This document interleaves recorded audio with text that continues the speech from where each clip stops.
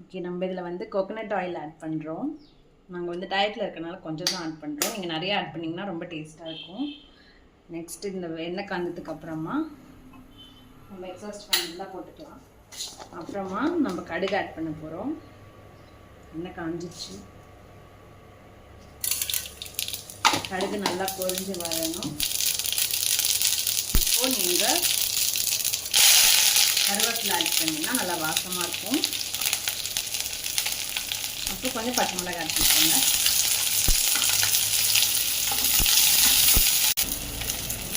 இது நீங்கள் நல்லா வணக்கி விட்டுக்கணும்.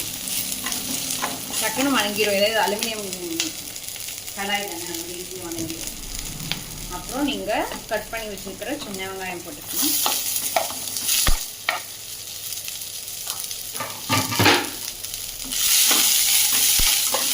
சின்ன வெங்காயத்தை நல்லா வணக்கிங்கன்னா நல்லா டேஸ்ட் வரும்.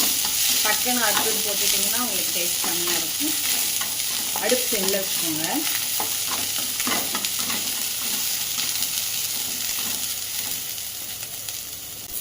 இப்போ கொஞ்சம் உப்பு போட்டிருக்கேன். நல்லா வணக்கிக்கோங்க. நான் வந்து ப்ரான்ஸ் வந்து உப்பு போட்டு கழுவி வச்சுருக்கேன். மஞ்சள் போடல, நம்ம இதில் தான் ஆட் பண்ண போகிறேன். ஆக்சுவலி இது நீங்கள் கொஞ்சம் சோம்பு போடணும், அது நான் மறந்துட்டேன். நீங்கள் முன்னாடியே போட்டுருங்க. எண்ணெய் ஊற்றினோடனே போட்டுருங்க. நான் மறந்துட்டேன், அதனால நான் இப்போ ஆட் பண்ணிக்கிறேன். இது நீங்கள் எதாவது மறந்துட்டிங்கன்னா அப்பப்போ ஆட் பண்ணிக்கலாம். அதில் ஒன்றா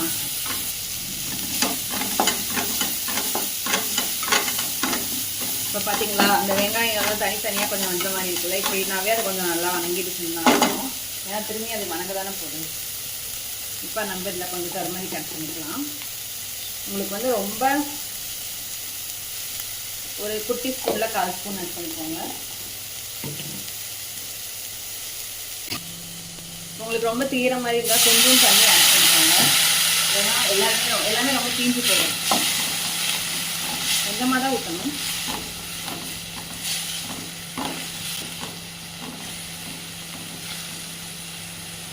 கொஞ்ச நேரம் இது கொதிக்கணும். கூட கொஞ்சம் மஞ்சள் ஆட் பண்ணிக்கலாம். இது ரொம்ப கம்மியாக இருக்க மாதிரி இருக்குது.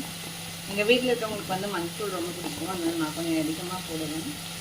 நீங்கள் உங்கள் வீட்டில் இருக்கவங்களுக்கு தகுந்த மாதிரி அட்ஜஸ்ட் பண்ணிக்கோங்க.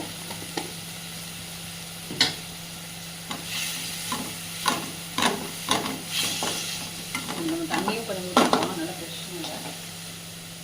இப்போது நம்ம ஆல்ரெடி அரைச்சி வச்சுருந்த ஜிஞ்சர் கார்லிக் பேஸ்ட் போடலாம்.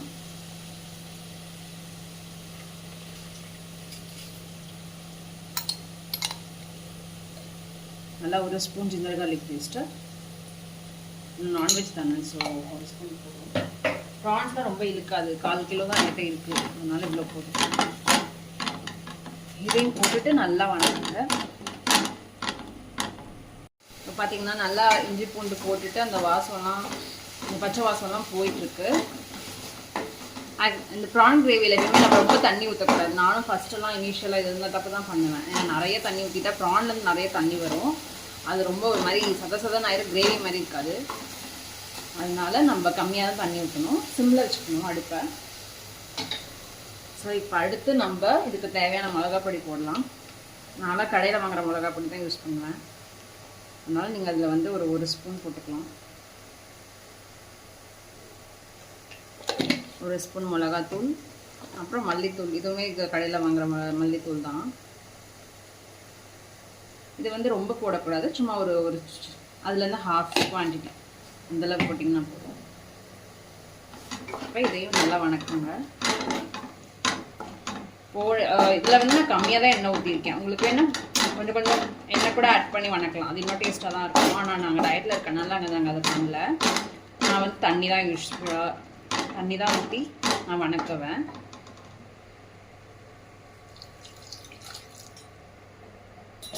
நீங்கள் தண்ணி ஊற்றுறப்பெல்லாம் ஹையில் வச்சுக்கலாம், ஏன்னா அது ஒன்றும் ஒட்டாது.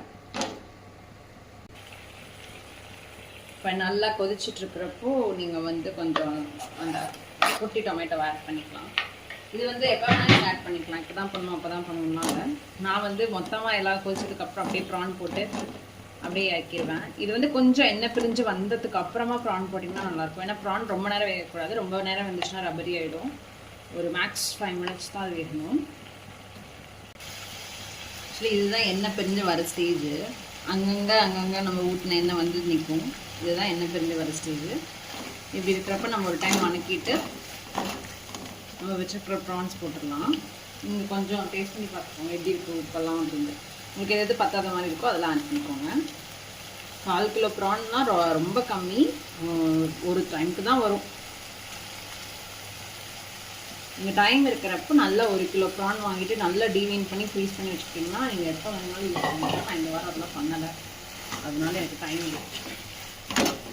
இப்போ நீங்கள் ப்ரான்ஸ் போட்டுட்டு இப்படி நல்லா அந்த மசாலாலெல்லாம் நல்லா வணக்கி விடணும். உங்களுக்கு காட்டுறேன் வந்து இவ்வளோ தண்ணி வருது, இவ்வளோ ட்ரையாக இருக்கு இல்லையா, இது வந்து போதுமான அளவு தண்ணி வந்துடும். இது ஆசம் ரெசிபிலாம் கிடையாது, இது ஒரு ரொம்ப பிகினர்ஸாக இப்போ தான் சமைக்க ஆரம்பிக்கிறாங்கன்னா அவங்க ட்ரை பண்ணலாம். இதேமாதிரி 5 மினிட்ஸ் ரெசிபி கிடையாது, 15 மினிட்ஸ் ரெசிபி தான். எல்லாம் ப்ரெப் பண்ணி வச்சிட்டிங்கன்னா 15 மினிட்ஸில் சமைச்சிடலாம்.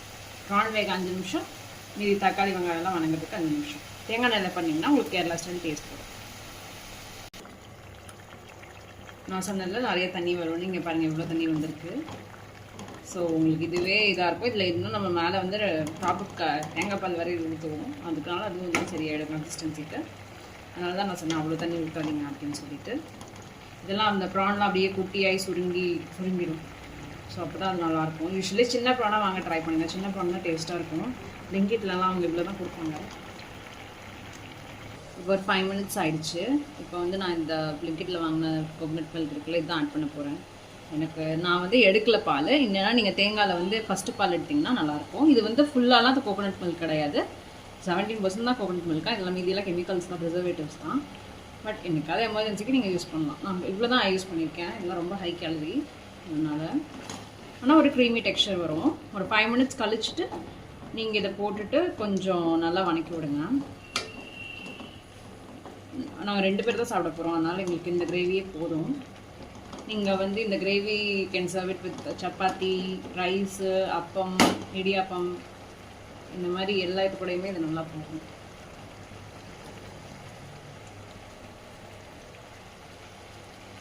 இதை ஊற்றிட்டு உங்களுக்கு ஏதாச்சும் பத்தாத மாதிரி இருந்துச்சுன்னா நீங்கள் ஆட் பண்ணிக்கலாம். எனக்கு கொஞ்சம் காரம் பத்தாத மாதிரி இருக்கிறதுனால ஒரு 1/4 ஸ்பூன் மிளகாத்தூள் போட்டுக்கிறேன், சும்மா மேலே டாப்புக்கு மாதிரி. இல்லை நீங்கள் பெப்பர் கூட ஆட் பண்ணிக்கலாம், அது ஒரு பெட்டர் ஆப்ஷன். நான் வந்துச்சு கொஞ்சம் எனக்கு உப்புமே பத்தலை, நான் உப்புமே கொஞ்சம் ஆட் பண்ணிக்குவேன்.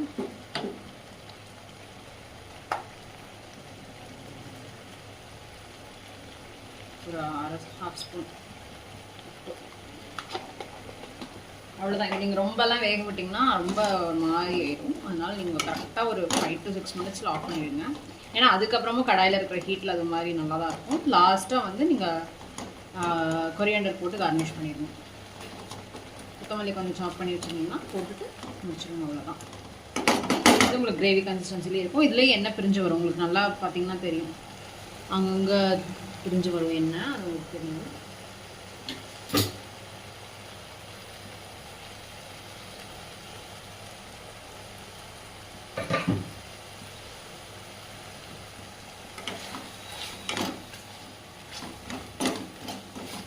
இதெல்லாம் கம்மி பேர் இருக்கிறனால நாங்கள் இவ்வளோ கிரேவி ஸ்டைலில் பண்ணுறேன். நான் கொஞ்சம் அதிகம் பேர்னா கொஞ்சம் தண்ணி ஊற்றிக்கோங்க, அதெல்லாம் ஒன்றும் பிரச்சனை இல்லை. டேஸ்ட்டில் பெரிய டிஃப்ரென்ஸ்லாம் ஒன்றும் வராது. இல்லை தேங்காய் பால் எக்ஸ்ட்ரா ஆட் பண்ணிக்கோங்க, அதுவுமே நல்லா தான் இருக்கும். இது தொக்குன்னு சொல்லுவாங்க, கிரேவின்னு சொல்லுவாங்க, you can name it however you want. Okay, இந்த ரெசிபி நீங்கள் பார்த்து ட்ரை பண்ணுங்கள். நான் உங்களுக்கு டிவைனிங் எப்படி பண்ணணும் இதெல்லாம் நான் ப்ரான் வாங்குறப்போ உங்களுக்கு நான் வேறு வீடியோ போடுறேன். ஓகே, வேறு ஏதாவது ரெசிபி ட்ரை பண்ணனாலும் கமெண்ட்டில் சொல்லுங்கள். தேங்க்யூ.